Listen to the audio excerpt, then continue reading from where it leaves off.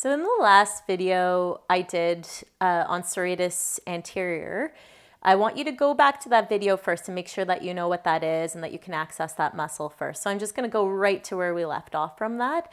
If you're doing weight-bearing exercises like push-ups, planks, you want to be able to stabilize through your arms. So that's why serratus anterior is important. Now this video is taking it the next step further, and it's good to practice the wall first so that you know that you've got the control and you won't lose it before you go to the floor. It's good to always have somebody else's eyes on you while you're doing this, because sometimes we think that we're doing it properly, it feels right, but we're actually not. So I'll show you the right and the wrong way so you can kind of try to see what I'm doing when it's not right.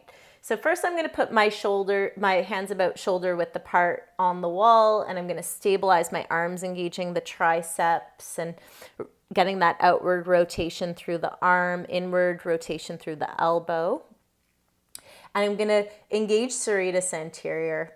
Now, when we're stabilizing through our arm, we want to be able to maintain this. So if I was on the ground, I would want to be able to maintain this. So the tendency is often when we come down towards the ground, we often lose the stability of the shoulders. So what happens is either the elbows come outwards or the shoulder blades come off the rib cage.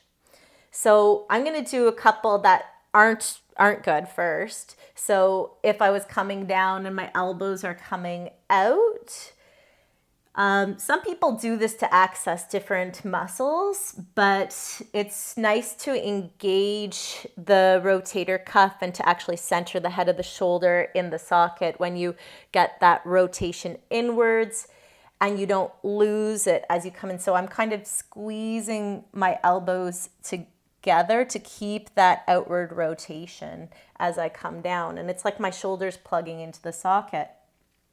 Now, another thing that happens is even if you keep that inward rotation with the arms, a lot of the times our shoulder blades come off the back. So that's when we lose serratus anterior. And I might be doing this, but my shoulder blades are coming off my back.